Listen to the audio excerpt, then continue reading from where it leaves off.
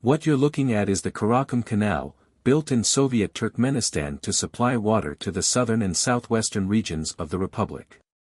It stretches 900 miles, and its construction was initiated by the Soviet Union in the mid-20th century. It's hard to imagine Afghanistan and a mega-project in the same sentence, given the country's prolonged crisis with no clear resolution. Yet, there's indeed a mega-project underway, and it's no coincidence that it has captured the attention of high-ranking officials in Afghanistan's neighboring countries. Afghanistan is building an artificial river that could deprive other nations of a crucial resource, water. The idea of such a project dates back to the mid-20th century, initiated by Mohammed Dawn, a progressive leader focused on improving Afghanistan's situation.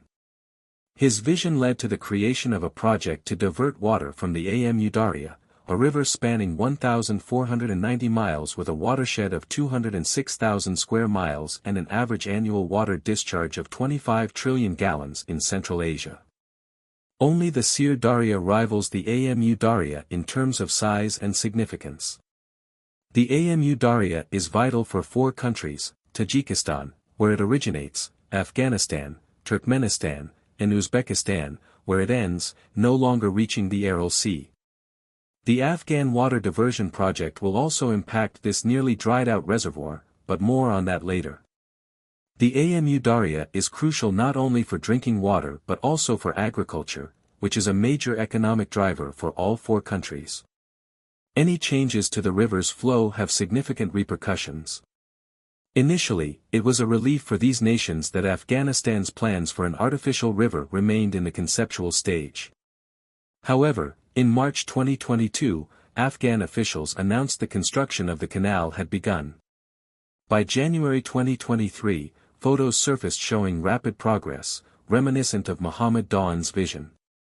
The project, named the Kosh-Tepa Canal, aims to divert water from the Amu Darya to the drought-stricken northern regions of Afghanistan.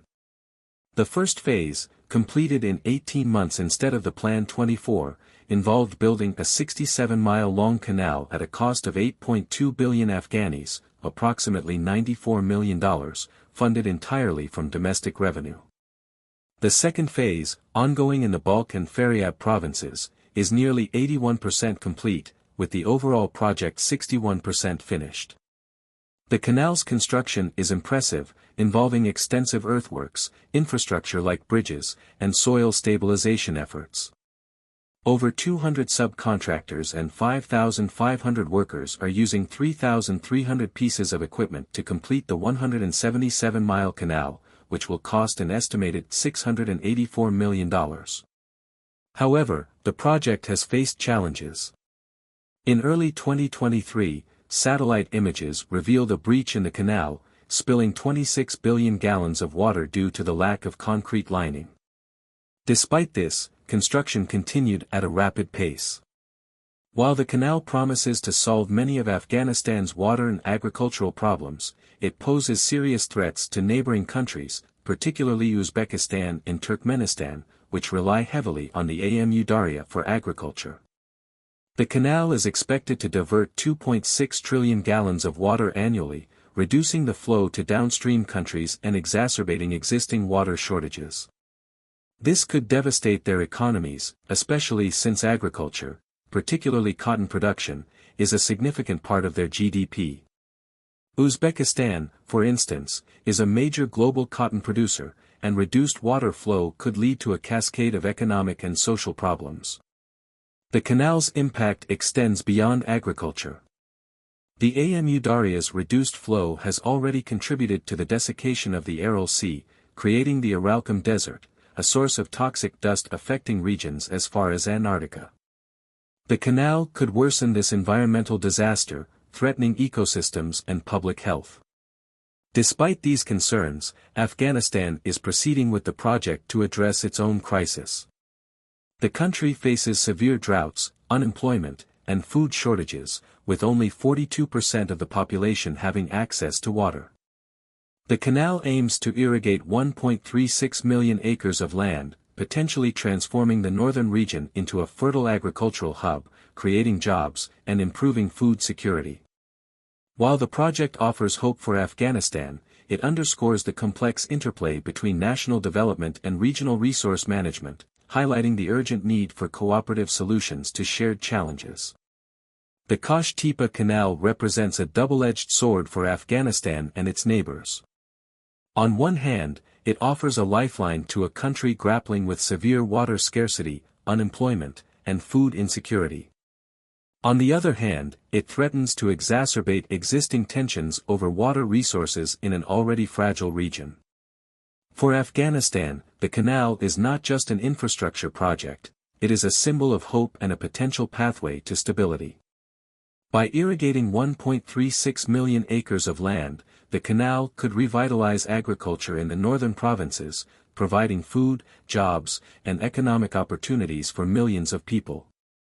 The project has already created thousands of jobs during its construction phase, and once completed, it is expected to employ 250,000 people in agriculture alone. This could significantly reduce unemployment, which stood at 14.39% in 2023, and improve living standards in a country where 27% of the rural population lacks access to proper sanitation. Moreover, the canal could help Afghanistan move away from its reliance on illicit crops like opium poppies, which have long been a source of instability and conflict.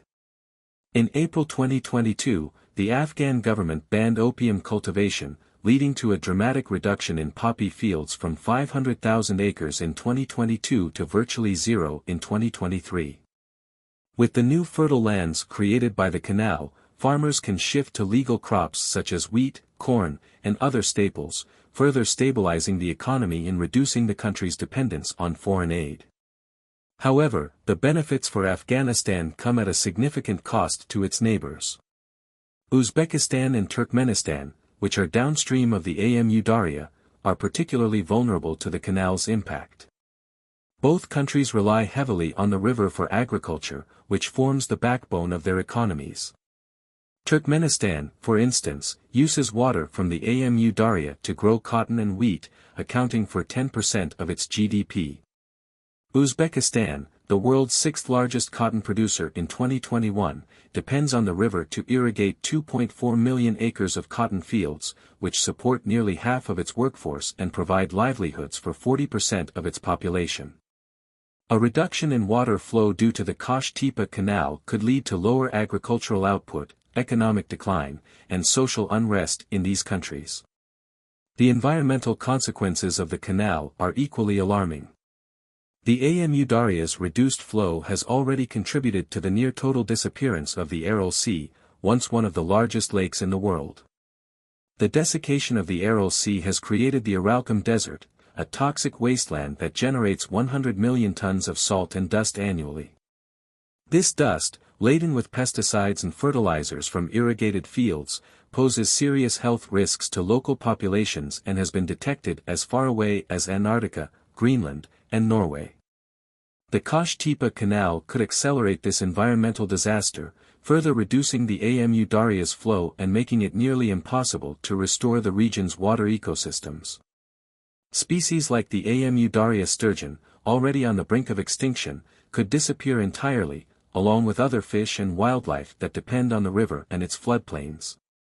The canal also highlights the lack of a comprehensive water-sharing agreement among the countries that rely on the Amu Darya. During the Soviet era, water allocations were determined by Protocol 566 in 1987, which divided the river's resources among Uzbekistan, 48.2%, Turkmenistan, 35.8%, Tajikistan, 15.4%, Kyrgyzstan, 6%. Afghanistan, not being part of the USSR, was excluded from these agreements. Even after the Soviet Union's collapse, Afghanistan was not formally included in any water-sharing arrangements, leaving it free to use the river's resources as it saw fit. This lack of cooperation has created a volatile situation where one country's actions can have far-reaching consequences for its neighbors. The construction of the Kosh-Tepa Canal underscores the urgent need for regional cooperation on water management. Without a collaborative approach, the competition for the Amu Darya's resources could lead to conflict, further destabilizing an already tense region. International organizations and neighboring countries must work together to establish fair and sustainable water-sharing agreements that balance the needs of all stakeholders. This could involve investing in water-saving technologies, improving irrigation efficiency, and exploring alternative water sources to reduce reliance on the Amu Darya. For Afghanistan, the canal represents a bold step towards self-sufficiency and economic development. However, the country must also consider the broader implications of its actions and engage in dialogue with its neighbors to mitigate the potential negative impacts. The international community can play a crucial role in facilitating these discussions and providing technical and financial support to ensure that the canal's benefits are maximized while minimizing its risks. In conclusion, the Kosh-Tepa Canal is a testament to Afghanistan's determination to overcome its challenges and build a better future for its people. However, it also serves as a stark reminder of the interconnectedness of water resources in Central Asia and the need for cooperation to address shared challenges. As the canal nears completion, the region stands at a crossroads where the choices made today will shape the future of millions of people and the environment for generations to come. Balancing national interests with regional stability and environmental sustainability will be key to ensuring that the canal becomes a source of prosperity rather than conflict.